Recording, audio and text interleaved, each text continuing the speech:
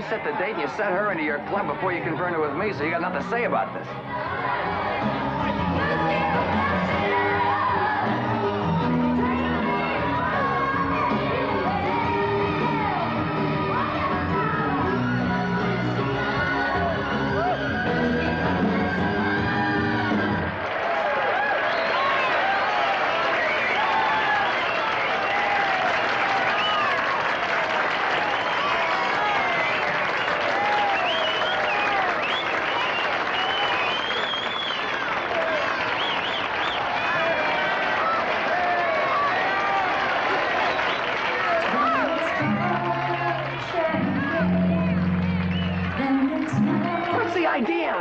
Freight train's the finale, a big finish. Hey, man, she wanted to do it.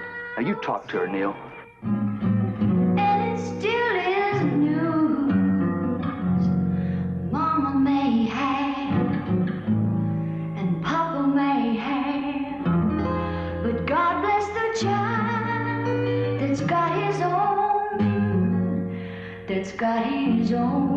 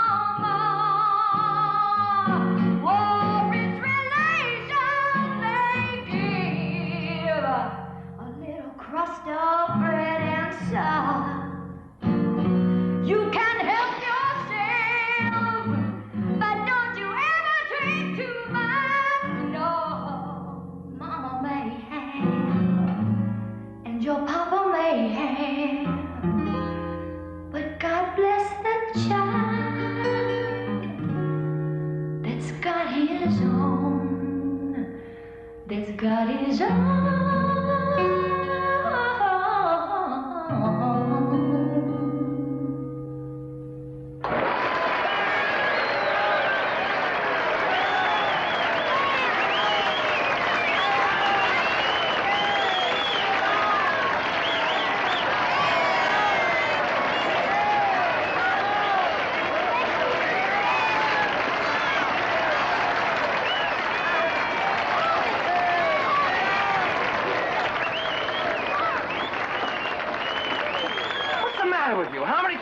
I tell you, you don't finish the act with a downer, period. I wanted to sing it. I don't care if you didn't like it. They did. Go take a bow. I'm not. I'm leaving. I said go take a bow. You take the bows, Neil. You've taken everything else.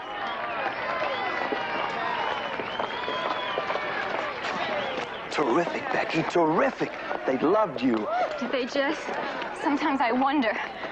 I just really wanted to touch them tonight. I wanted to reach out and touch them, and there was this wall, this something. Hey, this tour will be good for you. Maybe like it used to be. I told Neil, no tour for a while, no nothing for a while. But the song, the one I wrote for you, you were going to use it in Dallas Saturday. Is that all you ever think of, Jess? You, your song? Hey, that's a good song, Becky. It was better the first time you wrote it 4 years ago. I'm sorry, Jess. I'm sorry. I didn't mean that.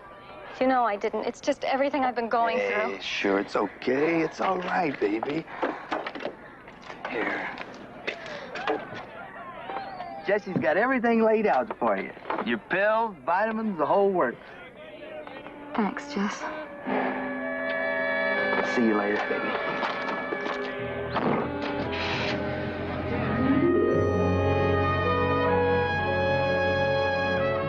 Feeling better? He made it easy for me. Well, everything went smoothly. No complications. If you're feeling up to it, you can go home. Oh, I'm all right. Sure. Dr. Reed, I don't know how to thank you. When I first came to you 3 weeks ago, I was so frightened. I was ready to... It's all right, Rebecca. You go home now. Stay off your feet. And if you need me, I'm available 24 hours. Come on, smile. I'll see you in a couple of days.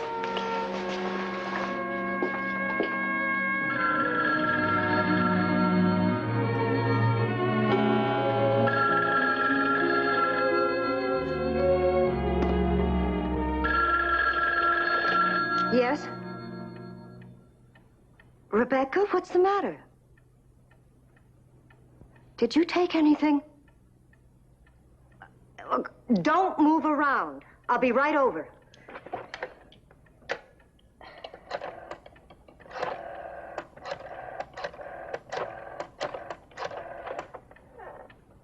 This is Dr. Martha Reed. I have an emergency.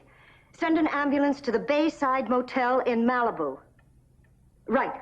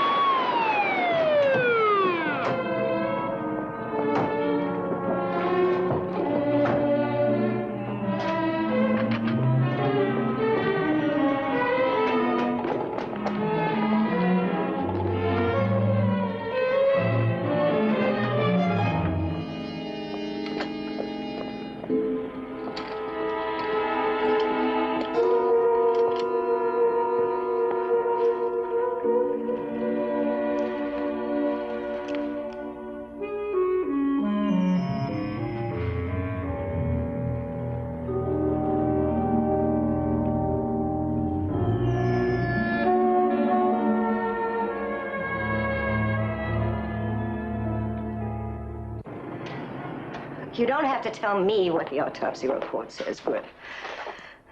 A massive hemorrhage. But I gave her a complete examination. There were no complications. I just don't understand. Look, why am I being held? You performed an operation. The patient died. A legal operation? Well, they can't find the surgical consent. Well, she signed one. Martha, you were never one for paperwork, you know. Not this time, Griff. I'm a good doctor. Of course you are. She came to me for help. A massive psychosis, pregnant, terrified of bearing a child, almost suicidal. Sit down, please. Did you see the looks on the faces of those policemen out there? Abortionist, backroom mechanic, fast buck doctor. And that manager, Davis, he's holding a press conference right outside the door. I can imagine what he's saying. Will you please sit down and stop worrying about what they are saying, what they are thinking? I need your help. Now, the sooner we find out exactly what happened to Rebecca Wild, the sooner you're out of here. All right. I'm sorry, Griff. Now, what medication did you give her? Nothing. She might have been taking tranquilizers. I can't be sure about that. Did anyone come with her to your office? No. She came alone. Did she drive herself? No, it was a company limousine, I think. She sent it away. When she left, she took a cab. Oh. And she went straight to the motel? I assume. That's where I told her to go. What time was this? About 10:30, I think. Good. We'll look after you, don't worry. You called your lawyer? No. I thought if you were on the case, Martha, there are three possibilities here. It was an act of God, or something happened to you in the operation. Not that anything did. Or someone wanted that poor girl dead. Call your lawyer. All right. And don't fret. You're all right. Thank you, Griff. I'll call you soon. Thank you, George. That's the name she used. It's all the same to me. Half the people that come in here don't know who they are. Any visitors? Well, she could have. I don't know. You don't know very much, do you? I got 25 units to worry about. Right. Any phone calls? She made 3. That I know because they all go through the switchboard. It's an unlisted number, Barney. Can you put a name and address to it? Good. Thank you, my friend. I'll call you back. What did you find out about the phone call that Rebecca made to a Karen Lacey? Nothing as yet, but I'll keep trying. Comfortable? Griff, look, I know Martha Reed's a friend of yours, but have you ever considered that maybe she could have loused up? No. Well, maybe she's not the same doctor she used to be. Martha Reed saved my daughter-in-law's life, saved my grandchild's life when everybody else had just about given them both up. Fine, but that was 9 years ago, Griff. I owe that woman. You know what happened in the hospital 9 years ago? My son Jerry was caught in traffic. There was no one to sign the surgical consent. Now, a lot of doctors would have played it safe. Martha Reed went in there and she operated without a consent. She risked her whole professional career, but she saved 2 lives. Now, Martha Reed doesn't make mistakes, and she didn't louse up with Rebecca Wilde. I only asked. And I just answered. Where are you going? Going to visit the bereaved manager. Neil Davis? Yeah. I want to find out just how bereaved he really is. Oh, yeah, buddy, I know. The word is tragic. I love that little girl like a sister, you dig?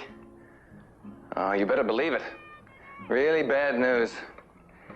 Hey, listen, I got somebody here right now. Can you call me this afternoon with the bottom line on the memorial concert deal? Hey, listen, man, I can guarantee the name artist to perform, but you gotta guarantee me a house. And no out clauses from you this time, you dig? Okay, later. Ciao. They're bloodsuckers. You see how they run? They smell the bread and they want to cash in on Rebecca's death. I gotta do this in good taste so her death doesn't become a circus, Mr. Griffin. Mr. Davis, we were talking about the baby. Yeah. It was going to be your child. Why, sure. I've never tried to cover up my relationship with Rebecca. Did Miss Wilde tell you she was going to have an abortion? No. As a matter of fact, we were looking forward very much to having that baby. We were both very much in love, Mr. Griffin. Why do you think she had the abortion? I don't know. Some spur-of-the-moment decision. That doctor botched it up. Believe me, if I'd known about the operation, I would have stopped it cold. Look at the publicity I could have gotten out of that kid. Yeah. Well, thank you very much. Oh, listen. You sure have a lot of corporations. That's the way the business operates, Mr. Griffin. That was as much for Rebecca's protection as mine. Yeah, sure it was. Yeah. Sure it was. Thank you. Okay. Haven't we met sometime before today? Yeah, man, I'm Jesse Cable. You played backup guitar for Becky. Yeah, that was your song, wasn't it? Yeah, one of them. Could have sworn that I'd seen you before. Maybe on an album cover.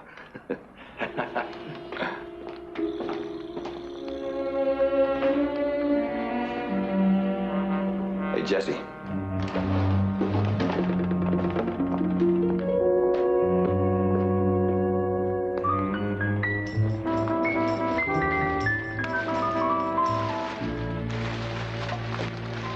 Why are you putting up the ivy? Rats. And we want to get them out of here. Well, getting the ivy out, get rid of the rats? That and a little poison. Mr. Griffin, forget something? No, didn't forget a thing.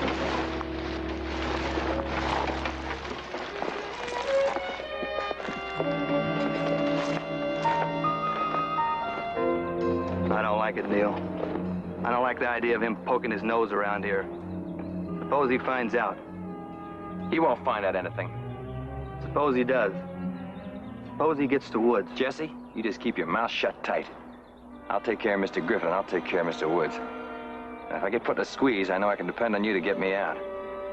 I don't keep you around here just because you play good guitar, you know.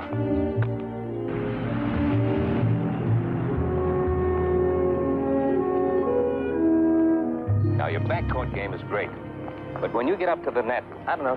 Hey, look, Griff, if I had a net game, I'd be playing tennis for a living. Oh, you do have a net game. You just don't get up to the net fast enough, that's all.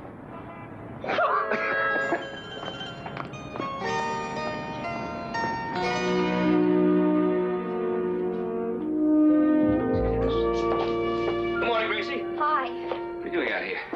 Gracie, would you forget the keys again? Oh, it's him. It's whom? He's in your office. Who's in my office? Leo Pendleton. Who's Leo Pendleton? The Leo Pendleton. Oh, that Leo Pendleton. Oh, come on. Didn't you hear the news on the radio this morning? We've been playing tennis, I'm sorry. Well, he's been here since 9 o'clock. And I don't know who's more scared, him or me. Here, You're out on bail now. Yes, just a couple of hours ago. Chuck Collins, my attorney, arranged for it. And he also strongly recommended that I come to see you, Mr. Griffin. He would have brought me himself, but he had a case in court this morning. Chuck's opinion of me may be a little bit exaggerated if this newspaper account is accurate. It says here that your fingerprints were found all over the knife. Is that true? Yes, but I didn't kill her. Mr. Pendleton, a few minutes ago you said you didn't remember killing her. There's a big difference. But I couldn't have. I had absolutely no reason. Were you in love with her? I hardly knew her. All right, now. Exactly what do you remember about last night? You know, I always wanted to see one of those movies, but I was always afraid to without going with someone. Well, after the first few minutes, they really become quite a bore. Ah, but the first few minutes. No, I'm sorry I let you talk us into going. I wouldn't want to be accused of corrupting your morals. Leo, I had a wonderful time. And I can't think of anyone I'd rather have corrupt my morals than you. I really have to be going. Not Lucy again. Curtis, why you have a housekeeper? Besides, all 7-year-olds should be fast asleep by now. She'll never know. Well, it's not just Lucy. I have an early morning flight to Washington. Pentagon stuff, and I should study my presentation. Well, you can brush up on the plane. Karen, you can't brush up on $100 million worth of top-secret proposals. Well, something else, is there? Is it me? Of course not. It's just that... Oh, we've only known each other a couple of weeks. Leo, when I went to Matchmate, they promised me more than a bunch of casual dates. I've had those. I signed up because I had hopes of something better. I thought you did, too. I signed up because I can't afford the luxury of a social life. Between my company and my daughter, I just don't have time for the normal dating rituals. Stay with me tonight, for us.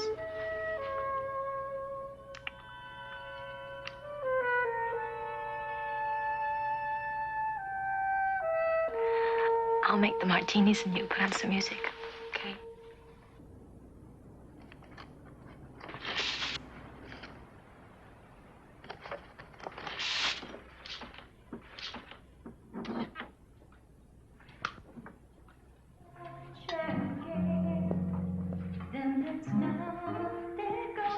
Is that all right? It's fine.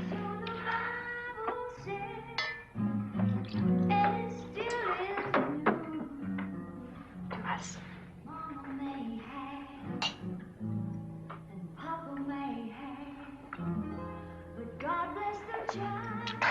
It's very good.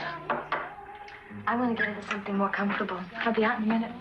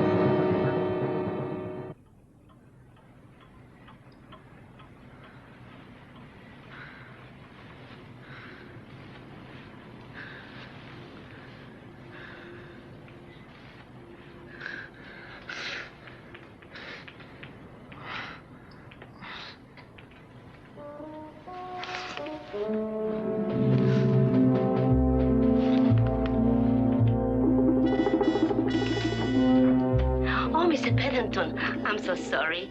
I didn't realize it.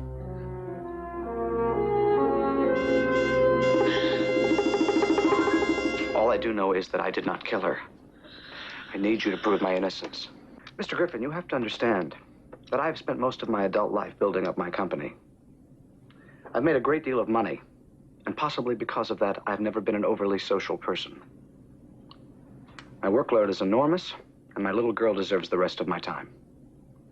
Is that why you went to this computer dating service? Matchmate. Yeah, yes, Matchmate. After my wife died, I didn't date for years.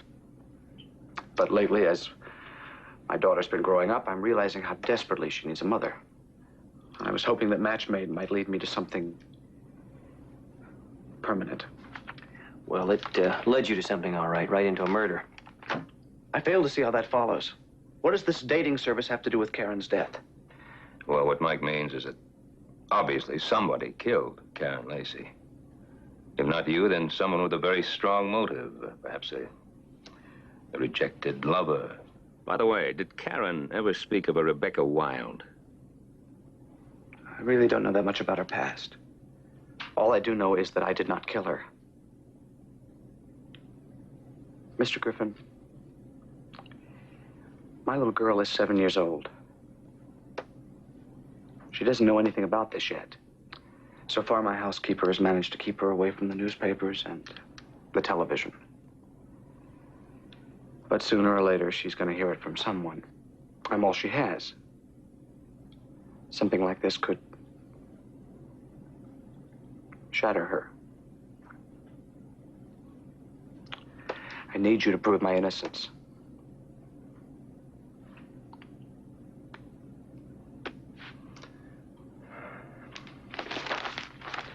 Well, we're tied up at the present investigating the death of the concert singer, Rebecca Wild. But we'll try and take care of you, too. Could there possibly be a connection between Rebecca's death and Karen's murder?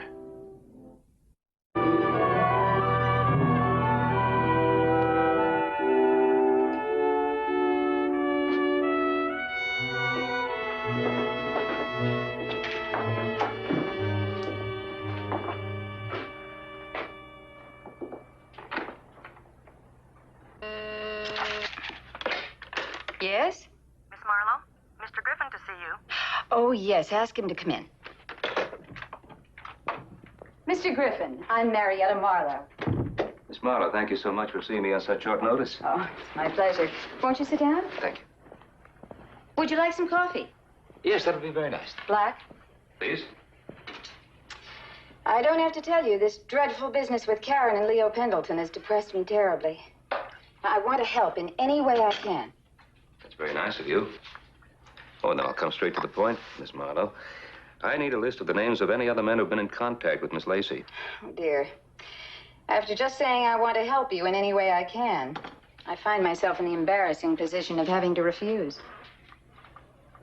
Why's that? Well, we're a very exclusive service, Mr. Griffin. And our position is rather delicate. Our clients expect anonymity. Miss Marlowe, my client is in very serious trouble. And you've no idea how helpful you could be if you'd give me the list of those names. I'm sorry. Really, really, I am.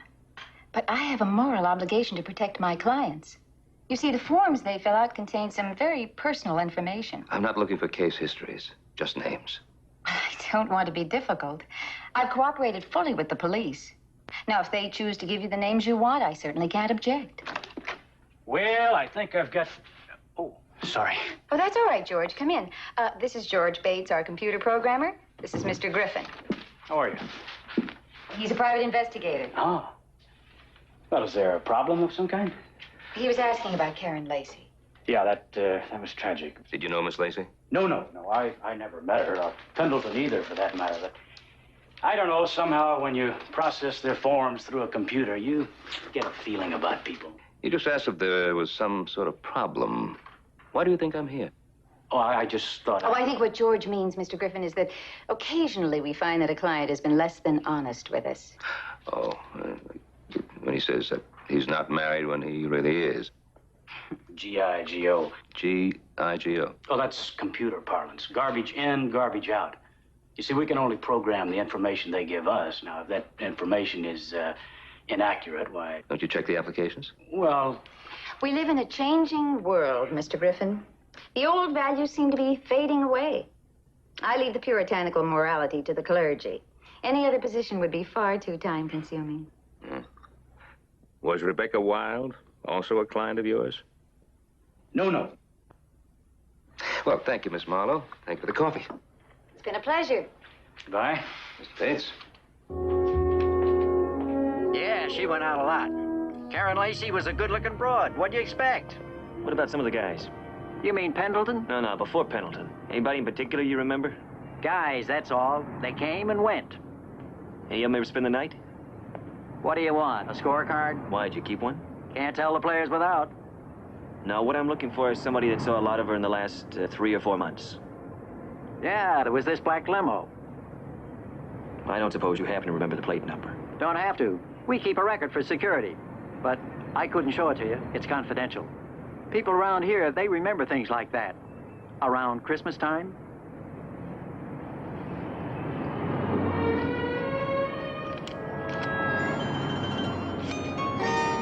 Merry Christmas.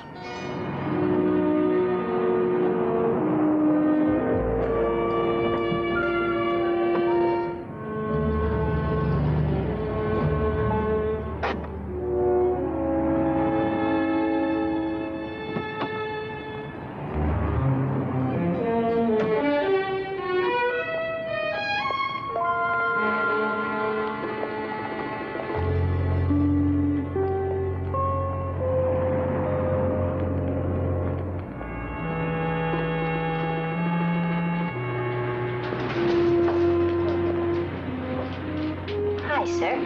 Can I help you? Sir?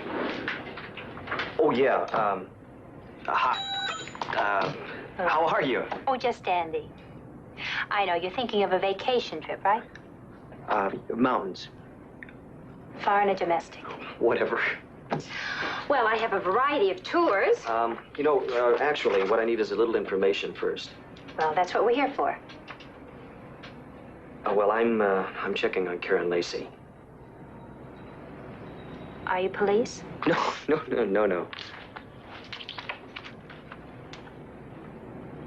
You with that other guy? What other guy? That guy that gave me this. Oh, man. He really did a number on you, didn't he? Yeah, well, he should have. He was 8 feet tall. 8 feet. Listen, honey, what is it you want? Well, I'm checking up on the guys that knew Karen. Well, then, he's your man, the big guy. He came in here about 2 days ago asking about Karen. It was her day off, and he wanted her home address. Well, naturally, I didn't give it to him, but that's when he, So, what could I do? Do you have a name, this big guy? Well, not that he told me. But you find that guy, and I bet you find the guy that killed Karen. Did you tell this to the police? Well, yes.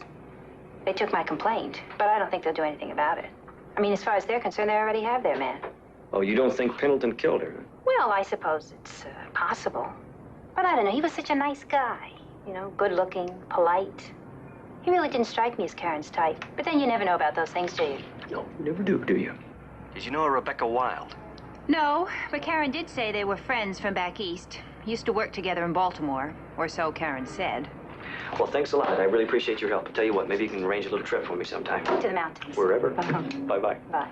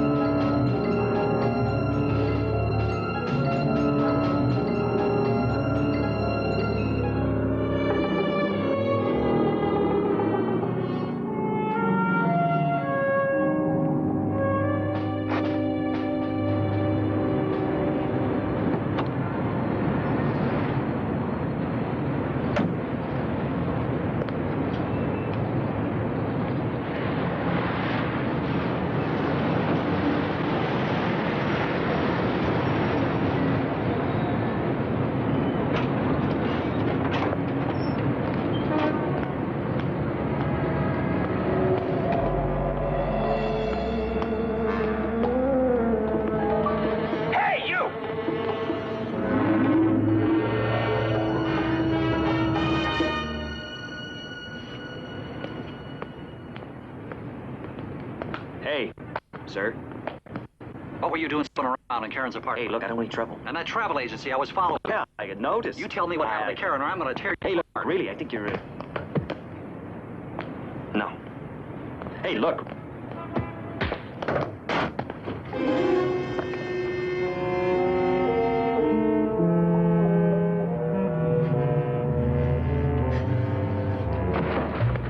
Well, I didn't realize Karen Lacey was married.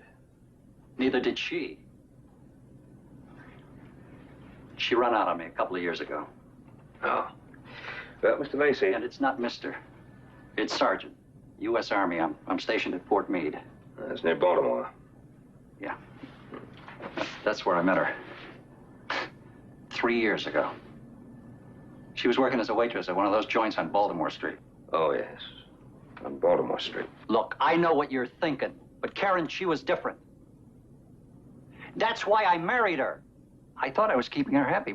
One day she was gone, just gone, that's all. How did you find her? A buddy, he was on furlough here. Mm-hmm. He saw her in that travel agency. He called me long distance. I got the next plane out. That was, Tuesday. Tuesday. That was the day before your wife was killed. Look, I had nothing to do with that. Sergeant, you were in that travel agency. You forced that Miss Cheswick to tell you where your wife was living. You were waiting for her.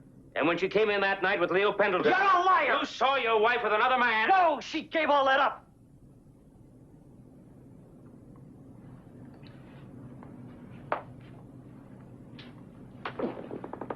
She gave up all what? You gotta understand. Down deep, she was good.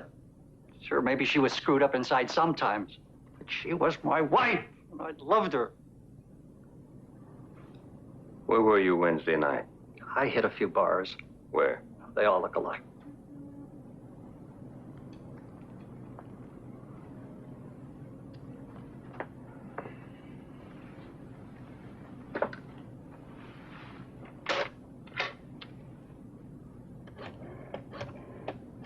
Are you calling the police? Part of the job, Sergeant.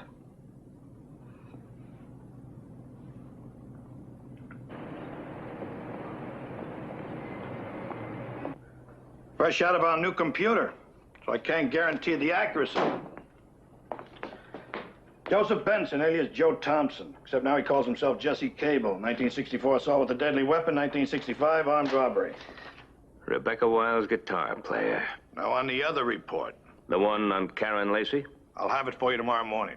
Were you able to check out that unlisted number I gave you? Griff, you're something else. Why? What? How long am I gonna have to wait? All right, wait for what? Till I become a partner. All I do is do your legwork. Oh, well, is that what you're doing? Yeah. Doesn't show down here. Oh, ho, ho, ho. Lost 3 pounds. I told you it didn't show. Yeah. Yeah, here it is. Christopher Wood, Marbury Park, lives in a lakefront cabin. Christopher Wood? Yeah, I understand he's some kind of writer. Yeah, with 2 Pulitzer Prizes, I'd say he's some kind of writer. Well, thank you, Barney.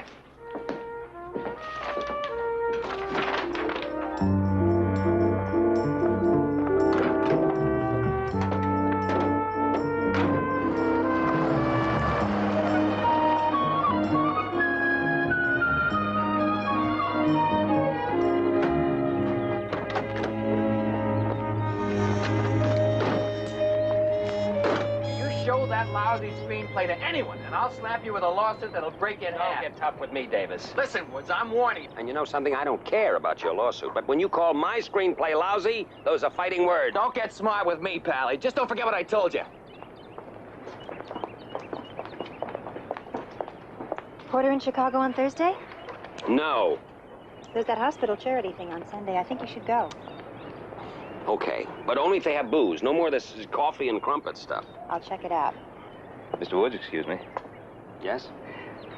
If I may have a couple of moments of your time. Wade Griffin, private detective. That'll be all, Evelyn. Yes, sir. Oh, one of the fringe benefits of the business I'm in. Particularly if you're a dirty old man like I am. Well, Mr. Griffin, what is it that you private detect?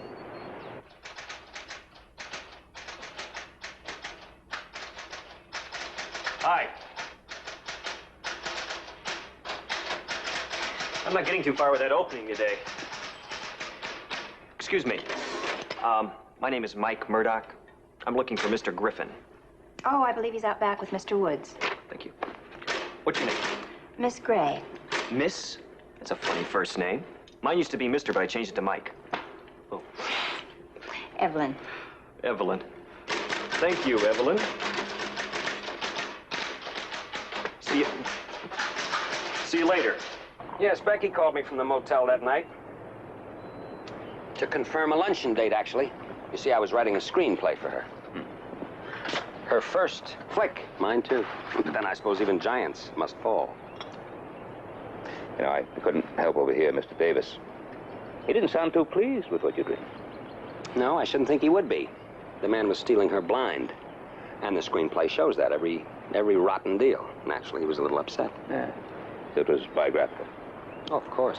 I think, Becky might have made a really fine actress. Of course, I don't suppose we'll ever know now, will we?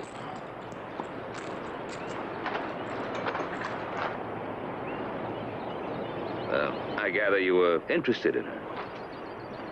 Interested? Mr. Griffin, for a private detective, you are singularly unworldly. No, I was in love with the girl. I suppose that's not particularly newsworthy in my case, is it? Well, I did see your name in the columns rather frequently. But this was different somehow. We were going to be married. Live in Geneva. I have a place there. It's even paid for. I guess it was a pretty tough decision for her. She was very worried about Davis. You know something? I didn't even know she was pregnant. Well, I just assumed. I'm not even sure it's my kid, Griffin, but I just assume you kept that to yourself. You see, she was under Davis's thumb. And I'm sure she felt that she had to make a clean break from him. I dare say the abortion was the final step. Yes, if it was his child. Well, did Rebecca ever mention a Karen Lacey? No, Becky never spoke of a Karen Lacey. Is she someone important? Not in the way you mean important. Do you think the screenplay will be produced now that Miss Wilde is... Rebecca Wilde, Jane Smith, Betty Smith. There's a new one at every bus stop. Bye, Mr. Woods.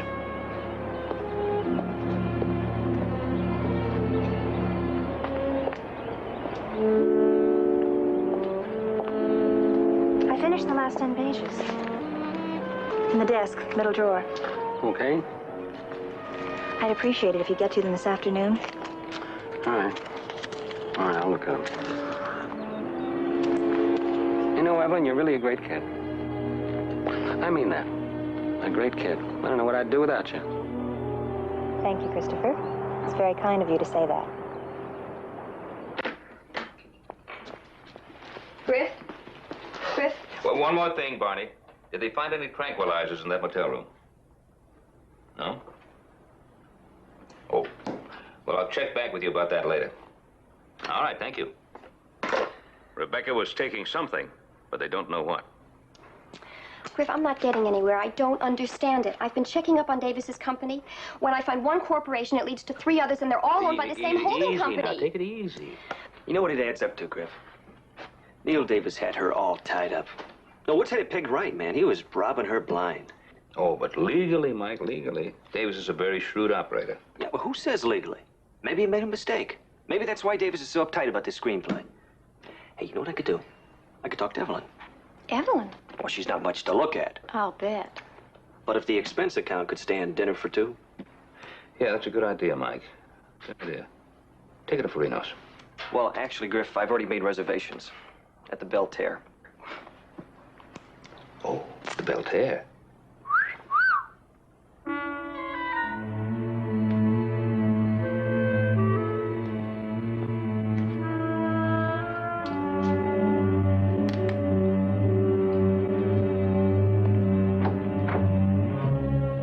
You have time for someone who's not a patient? Oh, Griff, you're just what the doctor ordered. No joke intended. Said she, making the joke. For you.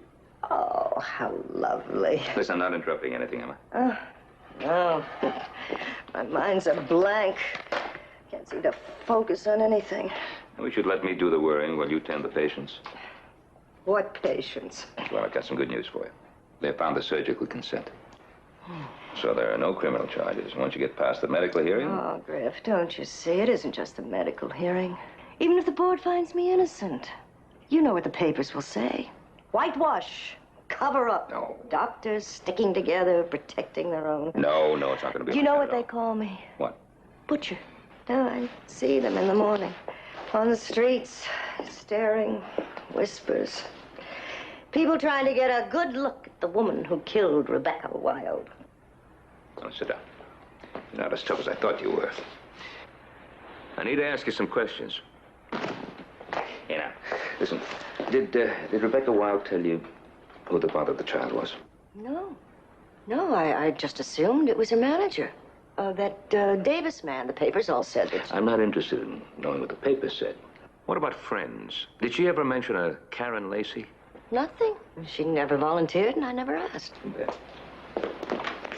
Guess I should have been a better detective. It's important. Might be. This is very extravagant. A beautiful setting for a lovely lady. Oh, don't you think that's a little much, Mike? See, I don't picture you here at all. You're much more the takeout chicken type. Guilty. But I've been saving up.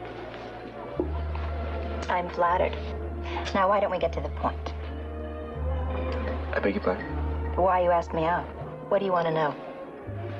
Oh, you really, Go on. I won't be offended. Well, I was curious about Woods' screenplay and what he had to say about Neil Davis. I mean, I know he's a crook, you know he's a crook, but legally, is he a crook? Mm-hmm. How can you be so sure about that?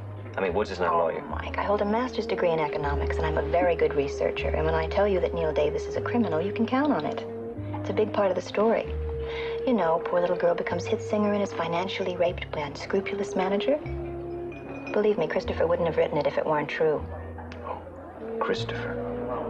It's not like that. Anyway, not anymore.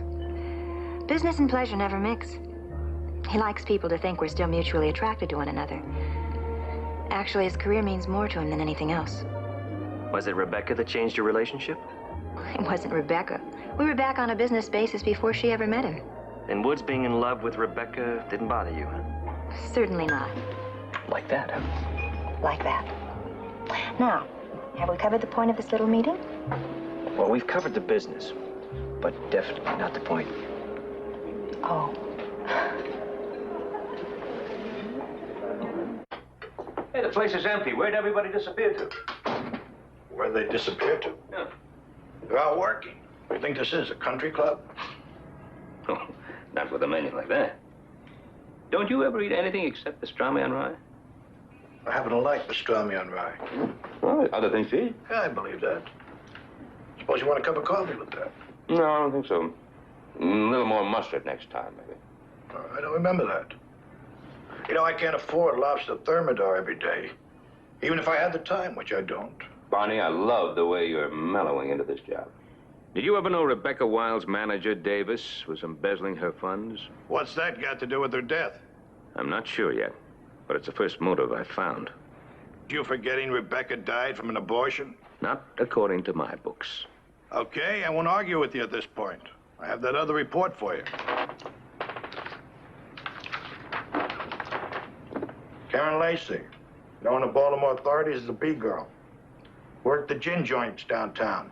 10 arrests for soliciting dating back to 1966. Married Sergeant Joe Lacey 3 years ago. Left the area 2 years ago. Present whereabouts unknown.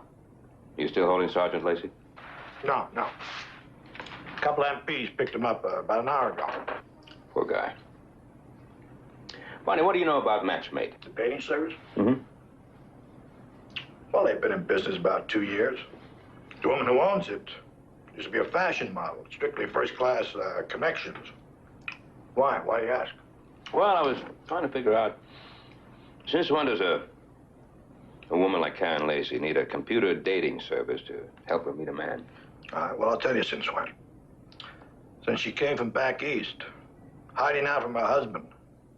Look, Griff, she signs up, she meets a few guys. If they're interested, she hits them up for a few bucks. Next thing you know, she's using the dating service to build up a regular clientele. No, I can't buy that. Why? Why not? Can't buy it. All right. Take Pendleton. Now, he's a pretty straight guy. Big, important job, but a little naive when it comes to the women. All of a sudden, she demands a fee. And this doesn't work too well with his ego. So he goes crazy, grabs a knife. Boy, come on now. What are you doing? Are you practicing to write articles for psychology magazines? Griff, they found him with the body. Her blood was all over him. His prints were on the knife. Now, what else do you want? An eyewitness? No, but I would like a list of the men she'd been dating. We checked them already. For alibis. I got something else in mind. All right, I'll give you a list. Here. McGriff, something right here tells me that Pendleton is my man. Now, the way you eat, I need something a little more reliable.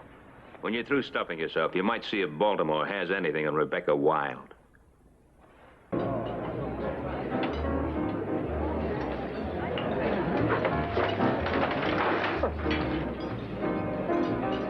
Thank you.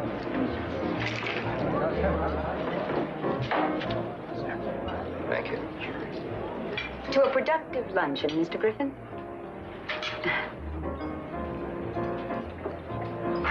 I find you a difficult man to understand. Why? Well, I'm sure you don't approve of me. Oh. And yet here we are, sharing an intimate lunch. If I wasn't so sure your interest in me was professional, I'd be very flattered. Whose profession, Miss Marlowe? Yours or mine?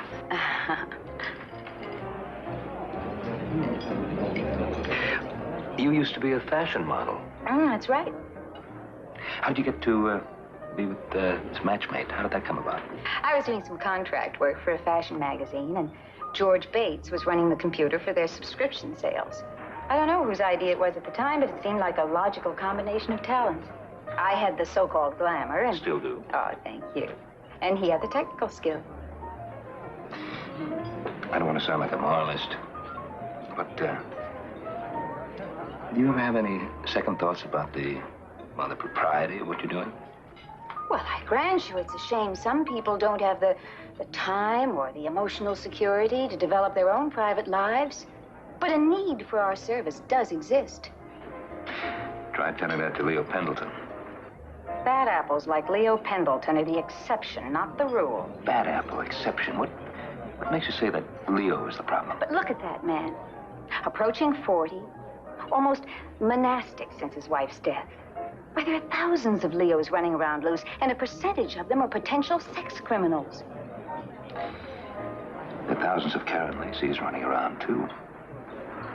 Except that on the police blotter in Baltimore, they've added one word after her name. Prostitute. Oh, that's absurd. Check it out with Captain Marcus. Mr. Griffin, you must believe me. I had no idea. I mean, there's never been anything to indicate. I just don't know what to tell you. Why don't you start out by telling me a little more about Matchmate?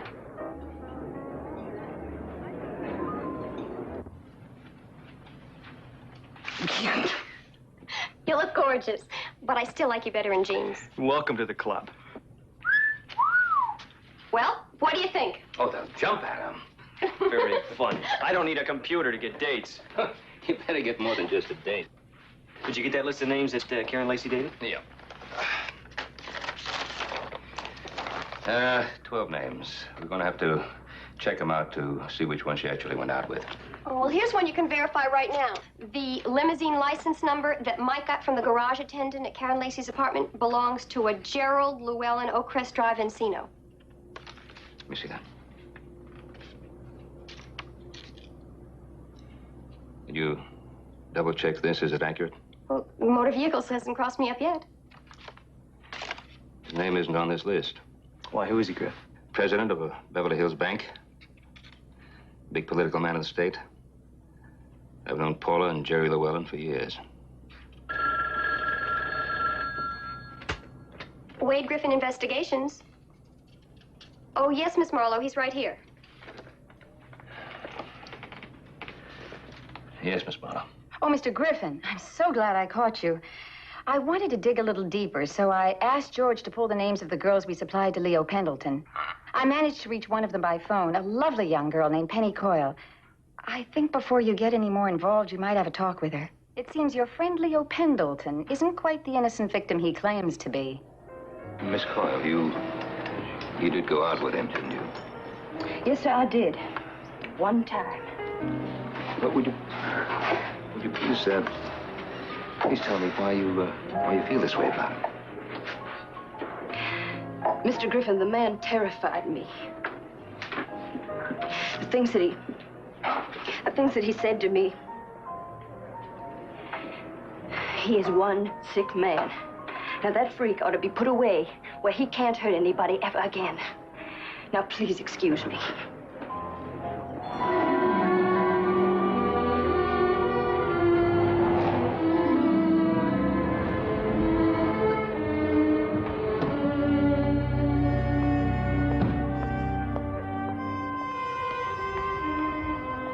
I talked to Penny Coyle, Mr. Pendleton. She told me all about the date you had with her. What are you talking about? I already told you, I don't even know Penny Coyle. You got her name from Matchmate. You went out with her last month. Her name may have been on my list, but I never went out with anyone but Karen Lacey. Mr. Griffin, what exactly did she tell you? Well, she told me some rather interesting things, Mr. Pendleton. That you had made some lewd and indecent proposals to her. She referred to you as a sickie, a freak. That's crazy. I don't even know the woman. You've got to believe me. She's lying.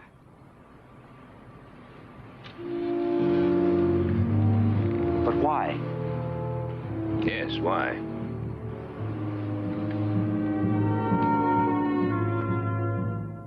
Wilson. Alan Wilson. And how did you learn about Matchmate, Mr. Wilson?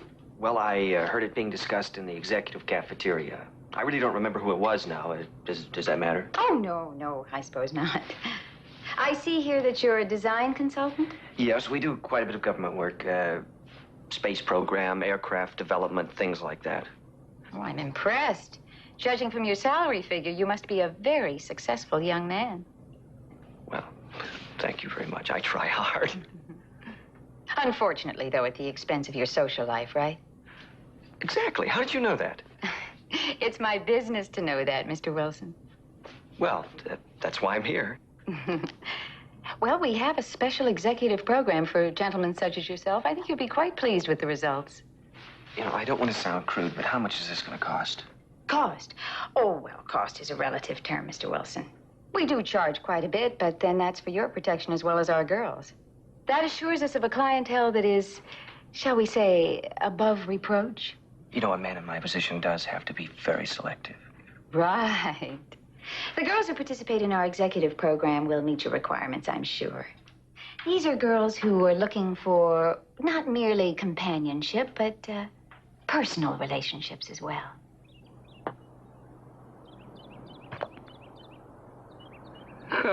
Hey, Griff. It's been months. Where were you last week? I could have used you for the tennis tournament. They teamed me up with old Duffy. Oh, yes, I heard. I've been awfully busy. How about joining us? We're only a threesome. We're going off in a couple of minutes. Jerry, we have to have a little talk. Sounds ominous. About Karen Lacey. What are you talking about, Griff? Now, Jerry, don't try to con me. I know all about it. I'm sorry. I'm doing the first tee. You just don't walk away from something like this, Jerry. Someone killed that girl, someone with a motive. Now, you talk to me, or you talk to the police.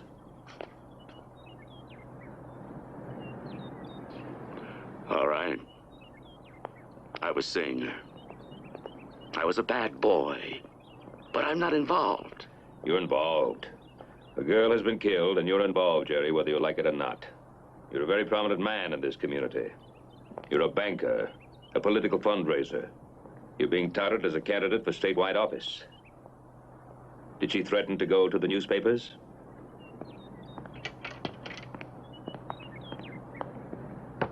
I don't need a road map. I can tell by your face what's been going on.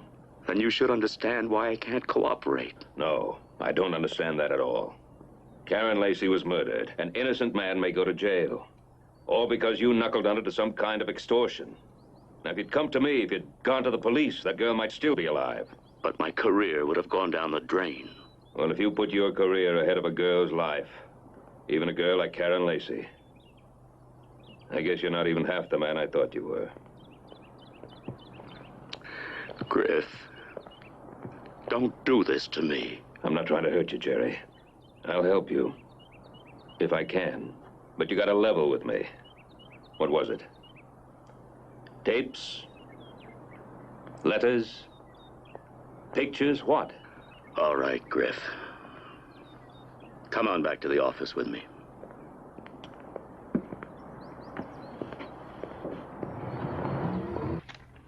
Well, I could see why your friend Llewellyn kept these locked up in his safe.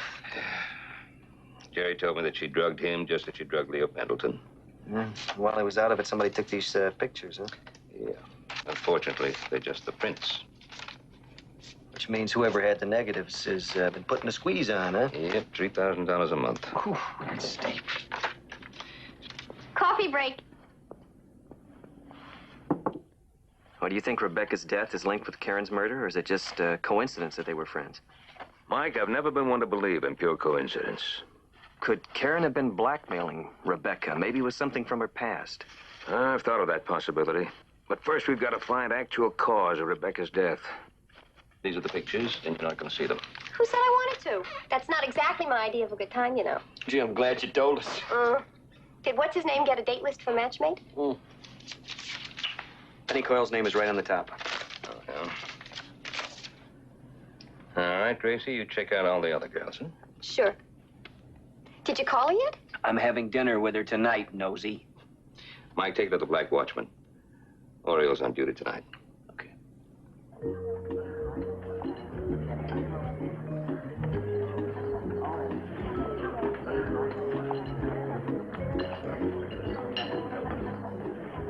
Eh bien, monsieur, mademoiselle, I trust everything was in order? Superb, thank you. And for the young lady, perhaps an aperitif? No, thank you. I couldn't touch another thing. And the food, it was satisfactory? My, it was grand. You tell that cook I just adored everything. Mademoiselle is most gracious. Thank you.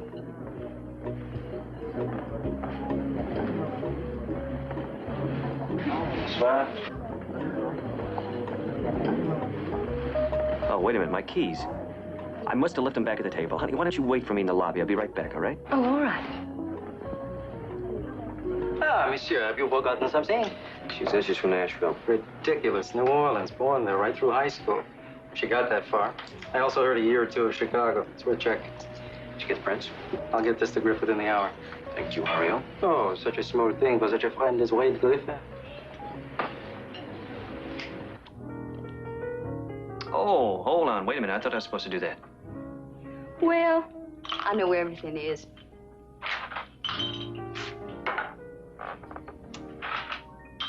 You know, come to think of it, I do know some people back in Nashville.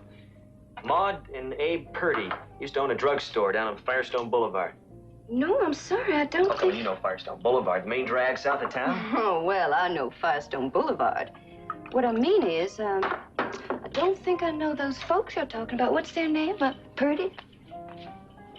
Well, yeah, that's too bad. That'd have given us one more thing to talk about. If you came to talk. Hey, look, I'm only a guest.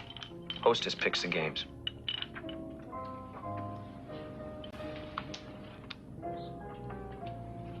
You forgot to spin the bottle. Did I?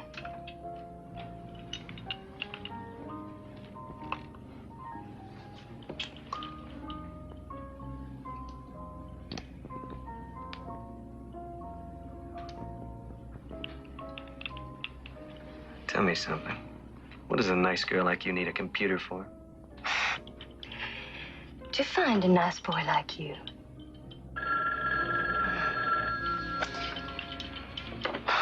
Oh, Alan, would you freshen this up for me?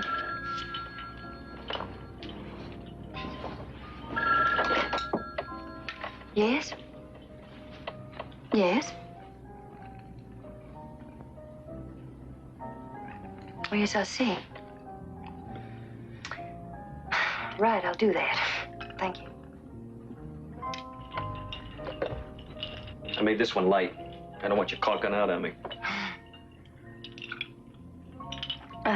Alan, I am afraid that I am going to have to conk out on you, darling. That phone call I just got, it was really bad news. Do you think you could be a sweetheart and we could make it some other night? Well, because I really did have the most wonderful time, and you have my phone number, right? Yeah, of course I have. Thank you. Mwah, you're a sweet boy.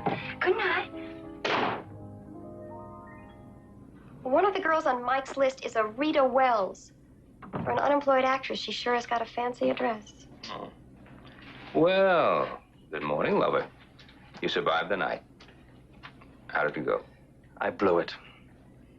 What happened? I don't know. I was doing fine till the phone rang, and before I could clear my throat, I was out in the street. Do you know what was it called? No, but when I got back to my car, I noticed somebody had gone through my glove compartment. So whoever it was probably saw my real name on the registration and called her up. All I know is she was pretty shook up about it. Well, of course, she had every reason to be. Oriel was right. New Orleans police confirm a record of prostitution starting at age 16, and the returns aren't in yet from Chicago. Oh, it makes two of them. Karen Lacey and Penny Coyle. Wait a second, there may be more. I've started to check the rest of the girls on the list. 2 of them came to L.A. 2 years ago at about the same time Matchmate was getting started. One of them is a fashion model who got her job through Marietta Marlowe. The other one lives at the Crestview Apartments. And you'll never guess who pays her rent. Look at this. It's too good to be true. Oh, I see what you mean. 19 years old. Fantastic. Miss Marlowe, Bates, your receptionist told me you were having lunch out here. Mr. Griffin, you'll have to excuse us. This is a business lunch. Oh, I'm sorry. I'll just take a moment of your time. I thought I'd tell you that the police are checking that list of special girls. List? What special girls? Oh, girls like Karen Lacey, Penny Coyle. The criminal code calls them prostitutes. Hey, wait a minute. Look, I don't know anything about this list you're talking about, but if these girls lied about their background, that's certainly not Miss Marlowe's responsibility. What is your responsibility, Miss Marlowe? Blackmail? Murder? You'd better explain yourself. I have some pictures here which might help explain it better. Let me see those. Where did you get those? You have a very neat setup here, Miss Marlowe. Very neat. Lonely men, wealthy bachelors, wife cheaters, wealthy ones. A stable of professionals, a rendezvous, somebody with a camera, and you have the victim right where you want him. How many more men are you blackmailing? I'm going to have to insist that you leave us alone, Mr. Griffin. How long do you think you can keep them quiet? Penny Coyle and the others. Sooner or later, they're going to figure out what really happened to Karen Lacey.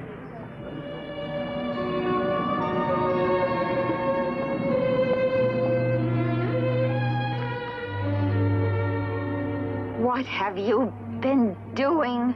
I don't know what he's talking about. Don't look so innocent, George. That bedroom in the photographs, that's your beach house, isn't it? Is it? Oh, you fool! But don't you know what you've done? It's taken us 2 years to build up this business, bringing in girls from all over the country. And what business do you think we've really been in? Don't you know while you've been making nickels and dimes, I've been making a fortune? Wait a minute.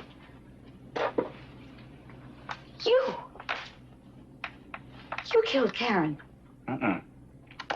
We did. You're in this just as much as I am. And I'll tell you something else.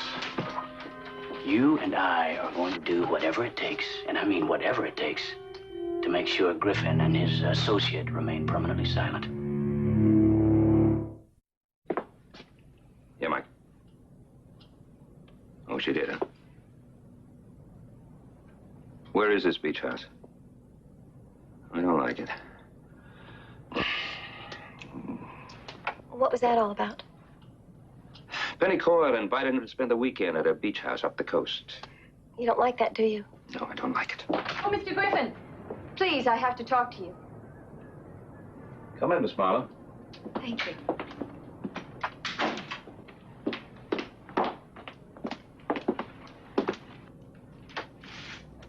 Please sit down.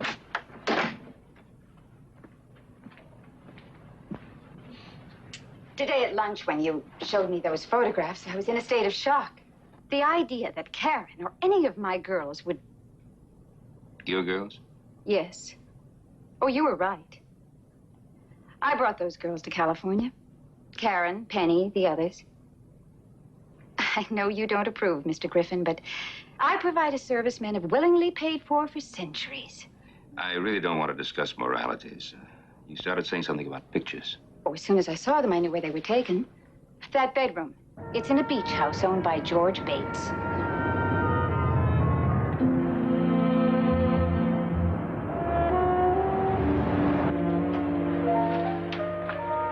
Hey, why don't you go in there and look at the view while I throw on some jeans? Ready? Make yourself to home. Okay.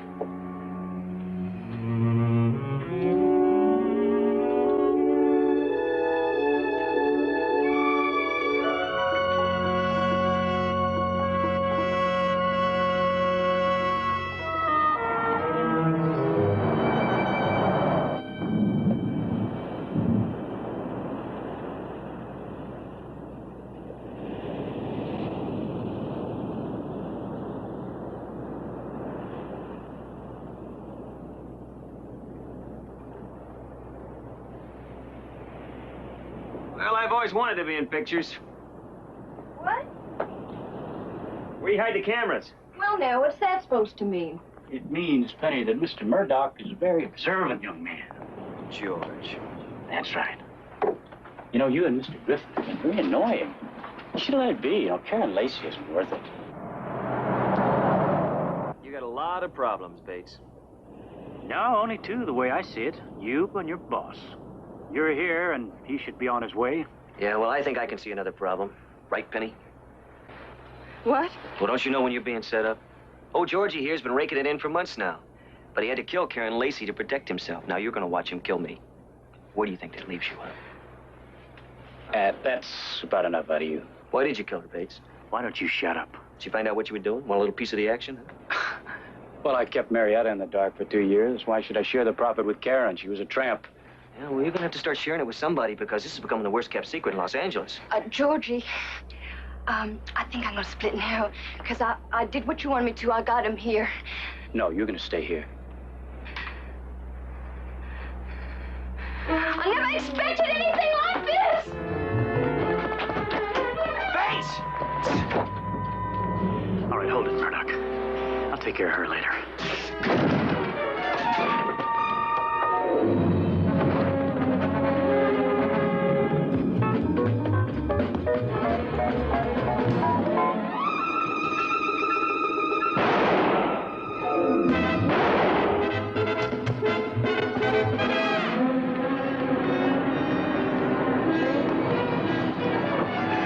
Tried to kill me. Where's Bates? He's down there. He's got a gun. He's chasing your friend.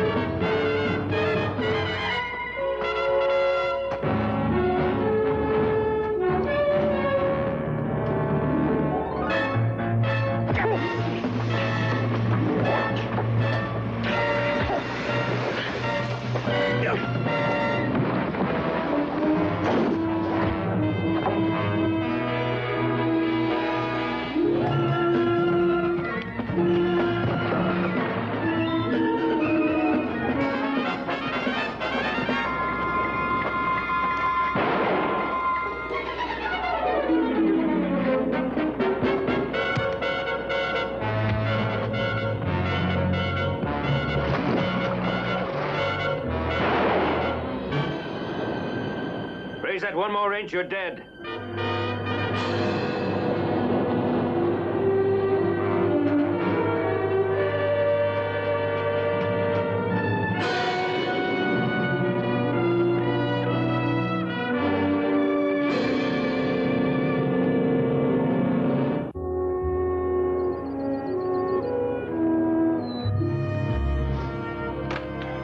Tranquilizers?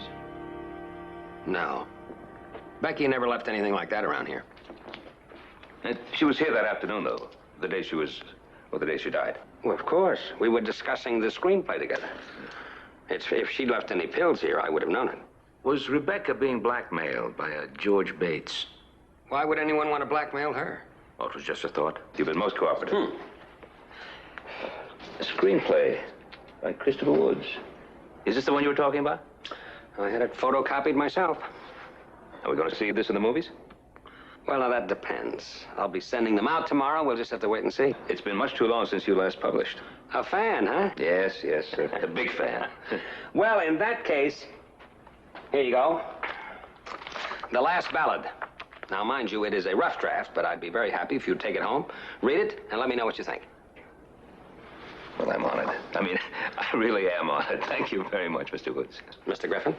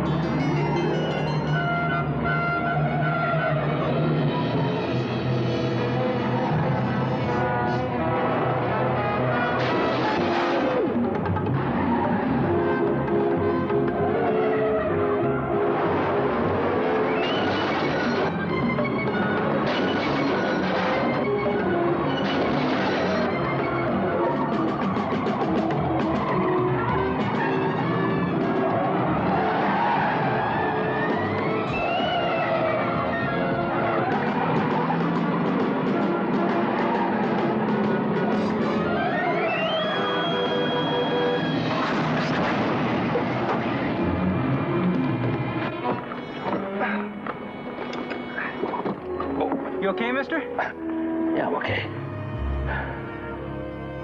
Who do you figure it was? Davis? Or maybe Jesse Cable? You know, according to Evelyn Gray, they both have pretty good reasons for wanting to scare us off this case. Sure you don't want to see a doctor? No, just a bruise. And they were stealing from Rebecca. Yeah. Not too smart about it either, so she says. Pills, the pills, the pills. Gotta find those pills that Rebecca was taking. Jesse Cable put the pills in the limousine for her, right? Yeah, according to Barney, yeah. All right, then we gotta start all over from the beginning. Talk to the limo driver. Lean on him a little. And don't take I don't know for an answer. Right.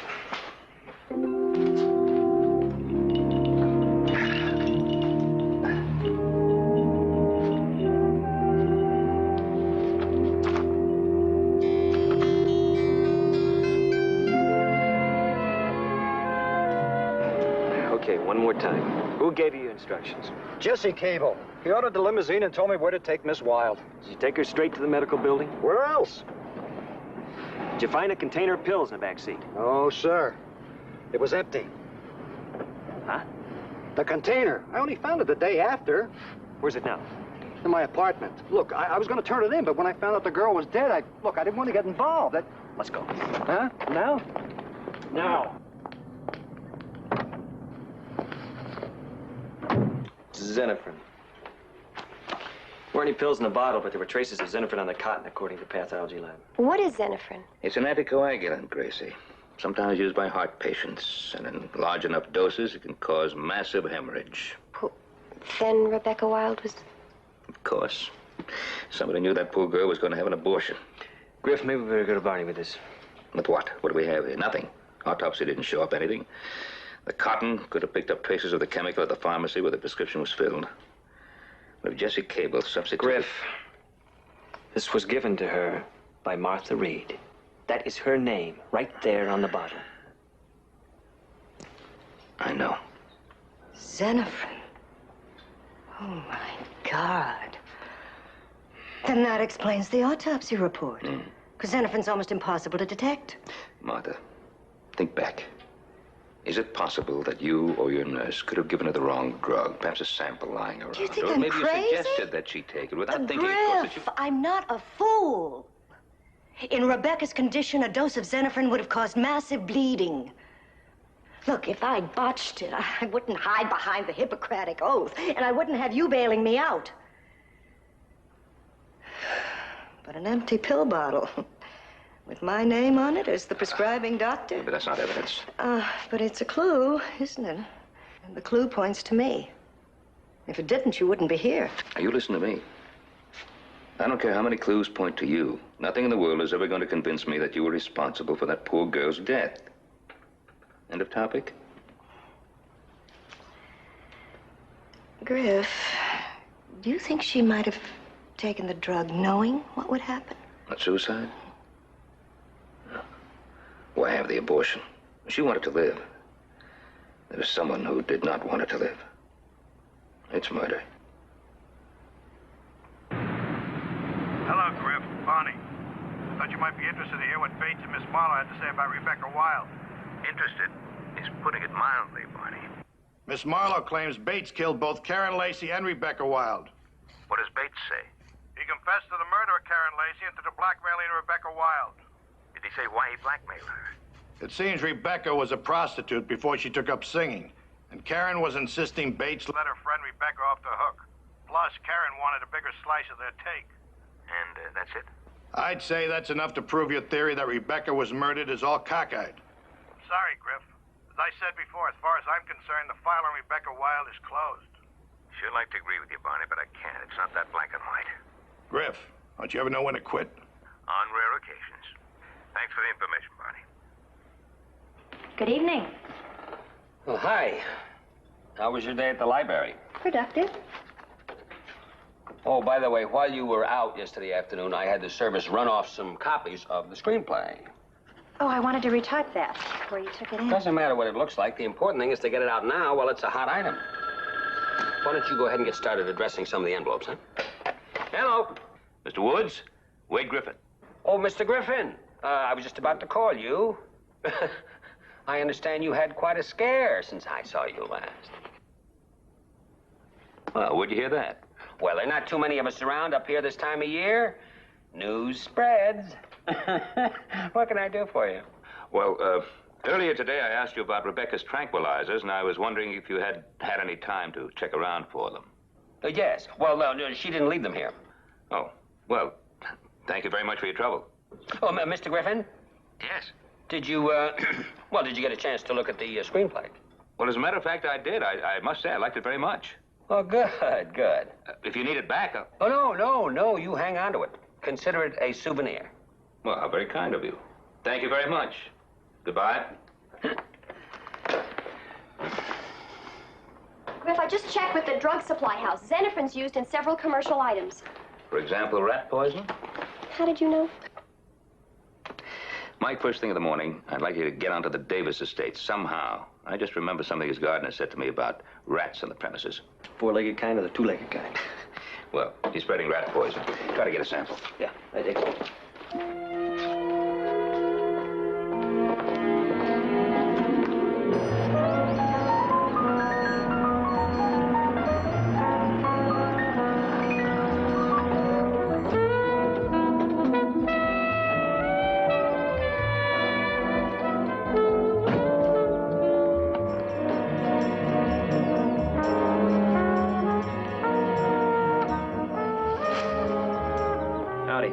Water control, where's your pool? Out back. Who'd you say you were? Murdoch. We got a report there's a sump backing up about a mile from here, and we're checking on chlorine botulism. No kidding, huh? Sounds bad. You know it, man. You ever seen a victim of chlorine botulism? Huh. Terrible sight, terrible. Thanks.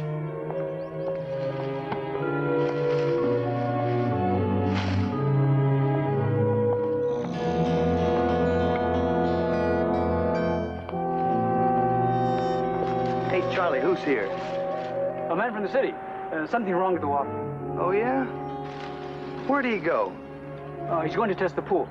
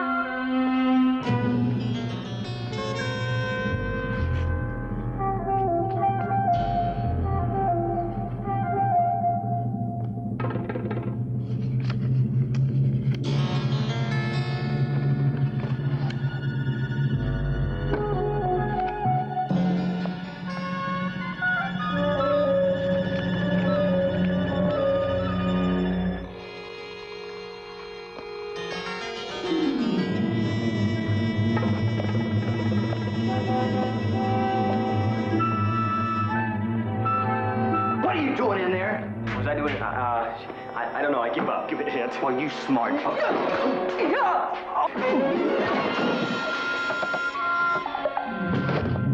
You and your partner here are becoming a major annoyance to me. And so's this man of yours. Now, my partner here is very headstrong. He's ready to go to the police. The police? What for? That truck that pushed me off the road. Now, he thinks that he was behind the wheel. I'm sorry. I didn't know what was happening. That was Jesse's idea, not mine. I didn't know what was in his head. It was a stupid idea. I know it. I apologize. I'm sorry, really. You have another problem. What's that? My partner believes that you were involved in Rebecca's death. What? Me? Hey, now, wait a minute. I'm not involved. I don't want your boy going around making trouble. I mean, the idea that I'm involved, why, that could ruin what little I had left. Look, Mr. Griffin, just between you and me, I'll level with you. I can't cover the debts I've got. I'm in hock up to my neck. Rebecca's next tour was going to pull me out of the fire. That's the saddest story I've heard all week. What's that supposed to mean? It means that I've read Christopher Wood's screenplay. A very thinly disguised version of the life and death of Rebecca Wilde. And I believe it. Every word of it. You are a wheeler, and a dealer, and a gouger who's not smart enough to steal honestly. Now, take it easy, just a minute. I have a friend in the DA's department very interested in your manipulations. You know what that kind of talk could get you? It can get you 20 years. Davis, you, and that goon of yours, and yes, and Christopher Woods, the bunch of you. Vultures. Rebecca Wilde died a week ago. Does that mean anything to you? Nothing.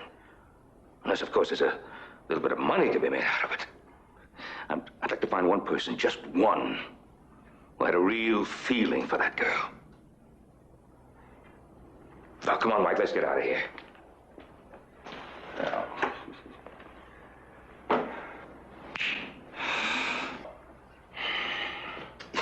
You know, Davis, you were right. He is stupid.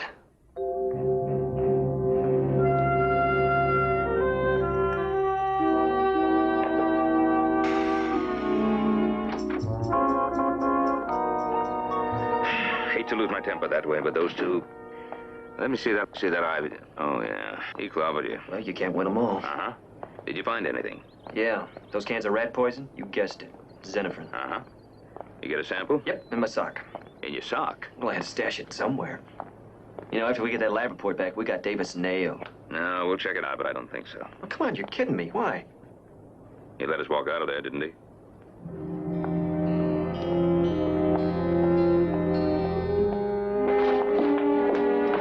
Griff, inside. When I got here this morning, I left everything just the way I found it. Is anything missing? I don't know. You know my files. What happened to you? Gracie, don't ask. Oh, beautiful.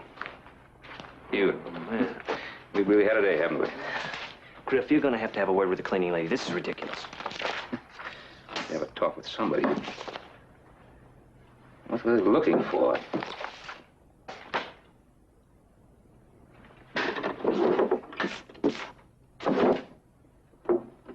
The screenplay. What, what's his screenplay? Yeah, it's gone. They've taken it. Well, if it was Davis, he must have flown over here because we just left him. It's Davis. They've taken him with the screenplay. Oh, no, I've got it. Well, I wanted to read it, so I took it home last night. Was that okay? Okay. Where is it? Well, it's in my purse. You think that's what they were after? Yeah, I think so. I'll tell you one thing. It's going to make a beautiful film. Yes, it will. There's one thing I don't understand, though. What's that, if I may ask? Well, how he wrote it. Christopher Woods. I mean, it's really a beautiful script. He really understood her. I always thought he was such a male chauvinist pig. Just goes to show you never can tell. That's right, Gracie. You never can tell.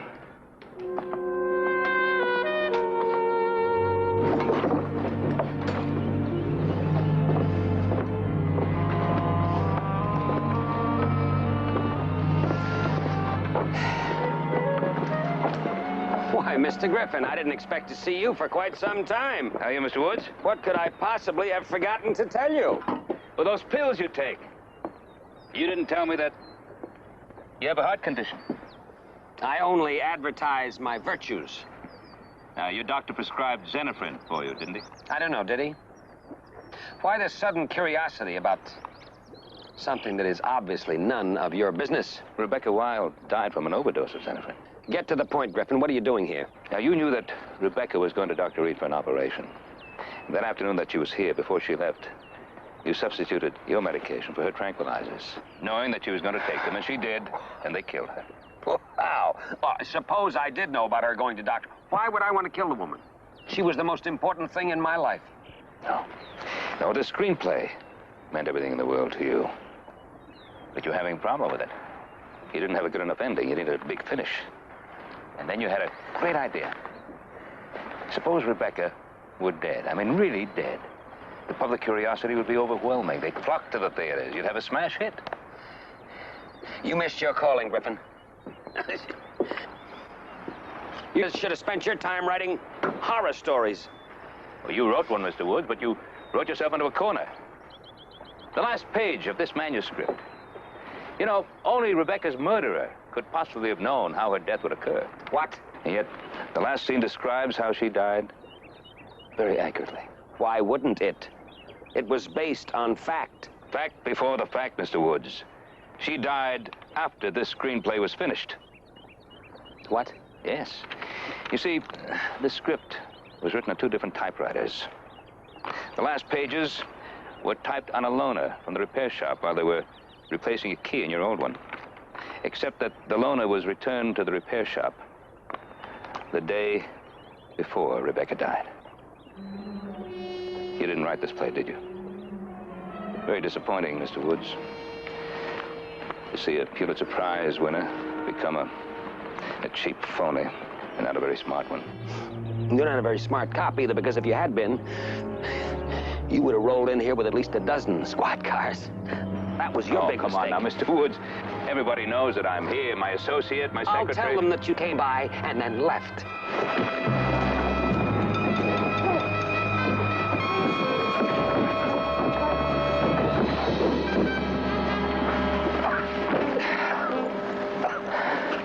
Call Barney? Yeah, we have at least a case of assault with a deadly weapon here. Is that all? What about Rebecca Wilde? We got one more stop to make. The Westlake typewriter shop, and I hope we're not too late. Come on. All right. Come on, Woods. Up you go. Up. Yes, this is the machine. How much do you want for it? I'm sorry, but it's not for sale. I must have this machine. I'm sure you must have it, Miss Gray. We both know this typewriter's going to send you to jail, don't we? It's too bad. Really too bad the way you used Christopher Woods. A man of such great ego that he was ready to kill me. He was ready to admit killing Rebecca Wilde, just so long as no one knew that someone else had written that screenplay of his, that masterpiece. And that's the real tragedy, because you didn't need anyone. You could have done it all on your own. It's a beautiful screenplay. Yes, I wrote it. Every word. I could have had it all. Screenplay, recognition. Even that sick, tired old man to get me to the top. Except she was in the way. He was using me to get back on top. So that he could have her. To show off. So that he could prove he was still a man. Too bad. Shall we? Yes.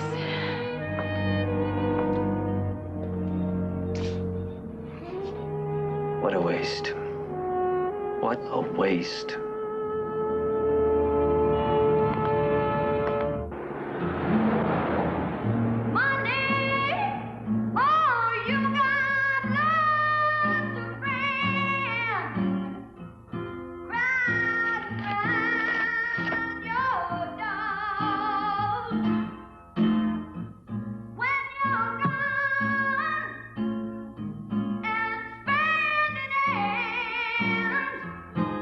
Don't